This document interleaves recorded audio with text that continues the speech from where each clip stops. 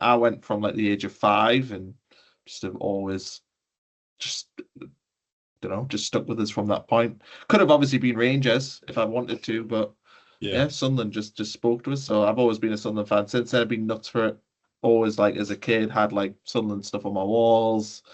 Sunderland, just everything. Had a season ticket from the point where I could. I think I was 12 when I got my season ticket and used to go with my mates. So yeah, I've just always been Sunderland mad, really. Can you remember like a particular moment where you realised like it meant more than just like going to the football for you? Think when I got my season ticket in 2007, we beat Tottenham on the opening day 1-0, and Michael Chopra, who weirdly is now a villain, but he scored. And I remember being like, wow, because as a kid, Sunderland had got relegated with 19 points in 2003. They got relegated with 15 points in 2006. And I was in a school full of Newcastle fans. We always used to lose against them as well, and it was not really that like fun. And then when we beat Tottenham, I was like, oh, do you know what? We actually might be all right in the Premier League this time. And that season, obviously, we did stay up. We stayed up for like 10 years. But I think that was probably the point where I thought, yeah, this is definitely my thing. How important is the club in itself to like the city's identity and how the city feels? I think it's massively.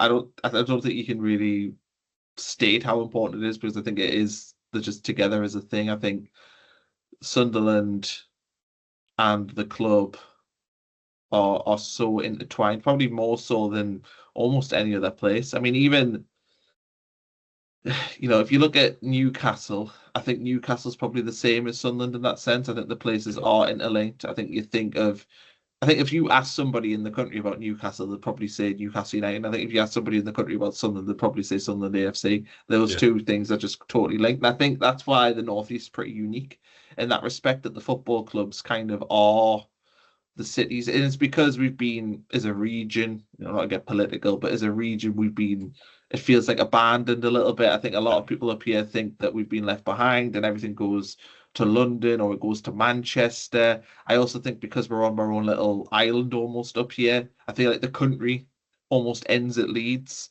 So I think if you look at how Sunderland are doing now, it's coinciding with massive redevelopment in the city, and the city's Yeah. doing very well right now. And that's obviously a coincidence. Those things would have happened even if Sunderland were in League One, but it just feels like they're interlinked. And now when you go to Yeah. the stadium, you've got the sheepfolds, you've got the new Legends Way that they're building, the new bridges went in, there's the whole development on the riverside, there's the film studios going in. It feels like everything's clicking in the right place right now. So it does feel like if the club's doing well, then everyone's happy.